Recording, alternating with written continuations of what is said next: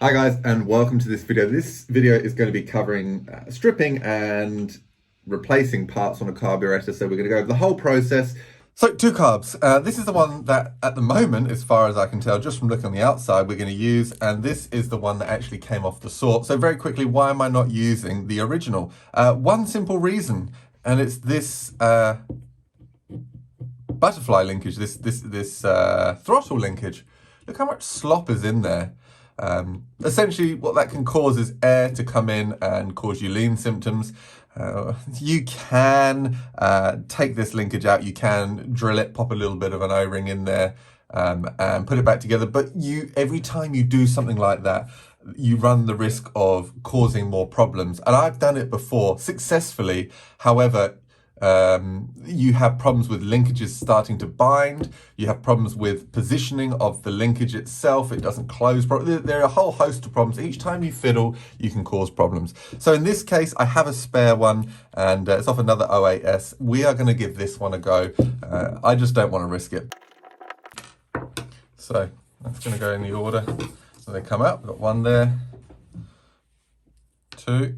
It's the intake. We have a mesh screen.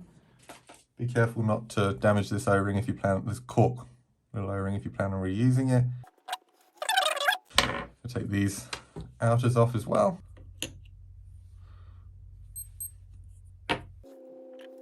Note the order these come off.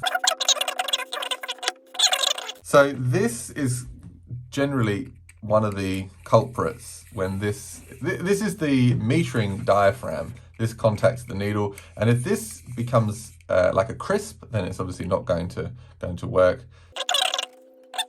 Okay, so we're going to take the needles out.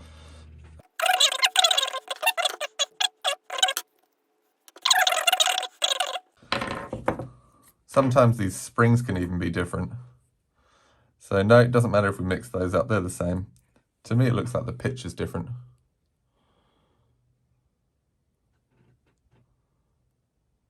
No, it's not. Very interesting. They are identical. So there's two things you can generally look for. It's the pitch of the thread, size of the thread, shape of the needle, and also the length. Because normally the longer one is the low speed circuit, but these are actually identical. So that's interesting. I might, for my own peace of mind, just put a bit of a scratch in one of them. Let's just put a bit of a scratch in the low side. We'll just put an L there. This isn't going to affect anything other than me being able to see what screw went where. Don't know if you can even make that out. Probably not. It's so slight. Bit of an L. So now what we'll do, we're going to take the metering lever off, the needle off, the seat out.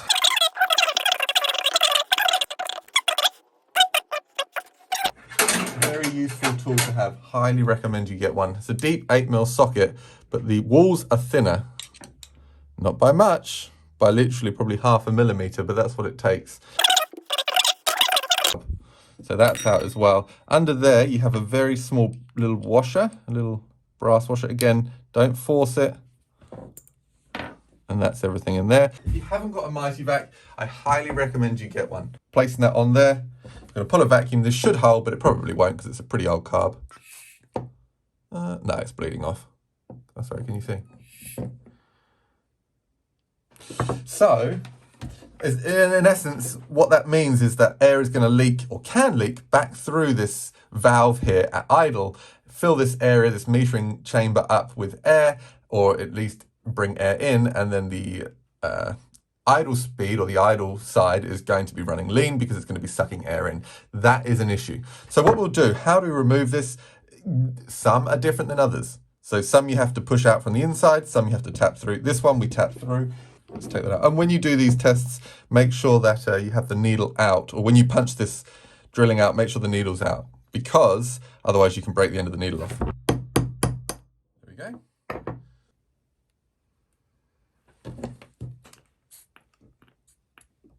See, it's bleeding. That should be firm. Now let me go get one that, let's go get the new one.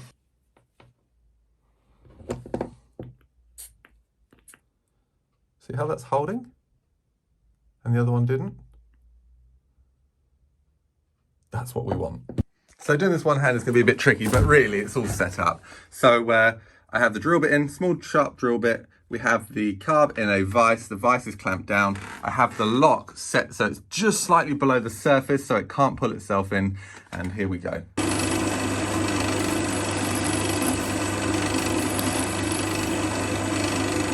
Straighten these. Okay, let's come up. So we've just popped that little Welsh plug off, and fuel goes in here, that little hole, goes in through that hole, and then it will feed that first jet at idle, and fuel will actually come in through that one and that one. Sorry, air will come in through that one and that one, mix with the fuel in here, and then go through that one. And then as it's running progressively and the speed is getting up, fuel will actually start to be drawn through all three of those, depending on the position of the butterfly. So that's out. We'll just, essentially now, all that's left to do is to give it a good clean. Okay, so everything's been cleaned. I've wire wheeled this surface here. I've done the same to the other parts of the carb. Everything's been nicely cleaned out. So what we're going to do is install the Welsh plug. Nail varnish. I don't slather the thing in nail varnish. What I'll do, I'm going to put a thin amount on with the brush. I'm going to touch this Welsh plug with my finger. I'm going to tap it in a few times, put it straight into there, and then just gently tap it so it's flush. Don't go too crazy.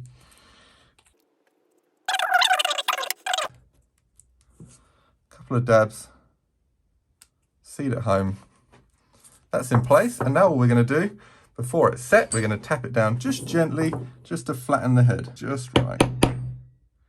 So now that we've gotten rid of that top dimple, we're starting to flatten it out. I'm very happy with that. That's really nice and seated well. Now what we'll do a similar sort of thing here. We're going to put just a tiny amount. Now I'm going to put it just on the top, not the bottom. If you put it on the bottom and you put it through, you can very well scrape the nail varnish off and you can end up blocking the drilling there.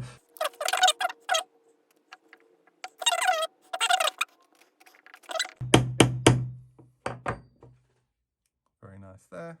And it doesn't matter where these holes are aligned here. You see that they've got holes in. It doesn't matter where they go because fuel will flow around it. So that's good. And we're flush. See that? Oh. Sorry guys, lost you there for a second. I accidentally touched the camera. All I was just saying was that we're now flush. See? Now what I'm going to do, just in case, that very unlikely that there's any filings here, just a very light gentle blow. I'll block off those two holes. So those two are installed, very easy. Now let's just have a quick talk about the needle and the seat. This was the old needle. Can you see it's got a bit of a mark around it there? Around the seat, it's like a ring. It's not good. It's just where it's been worn, and that happens over time. You can test these if you want. I'll test the new one. I'm not going to bother testing the old one. You can test them if you want, make sure that they're holding or checking if they're bleeding or not, but we're just going to replace the whole lot. So this one goes in first, like so. This is the seat. It's a metal seat. That's that. So the next thing we need to do is install the metering lever.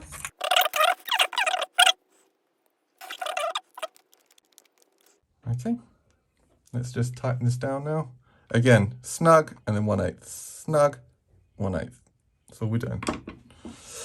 So the last thing we need to do is actually set the height of this lever. Can you see the lever is actually incorrectly set? It's above.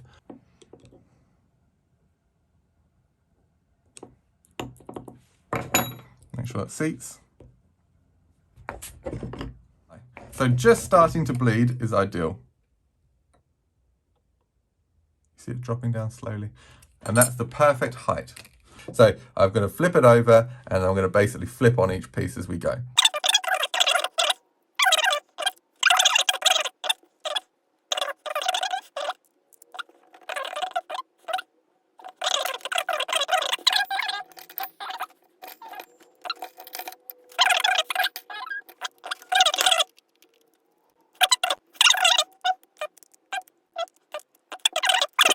To see, I got the needles out, made sure the ends are clean, make sure that those tips aren't bent, damaged, that there's no old fuel on there.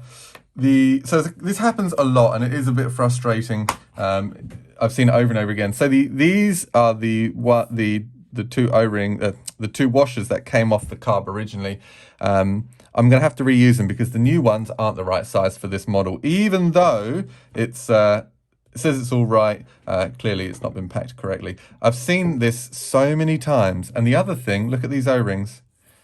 They're different sizes and they should be the same. The other one probably will be okay, but I'm just going to see what we have got. Ah, what's that one there?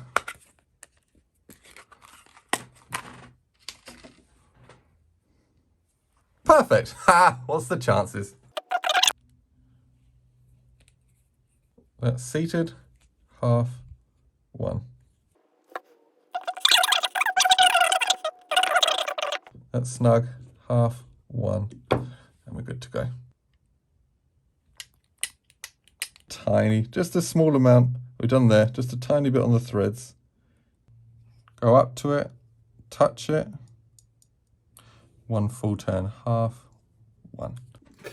So there we go. It really, it's not that difficult. And I've said this before, I'll say it again, and I'm going to say it again in the future. If you do not have a pressure and vacuum pump, just buy one. If you're ever planning on, even if you're just rebuilding your own saws, $50 is going to save you so many problems and allow you to test so many things.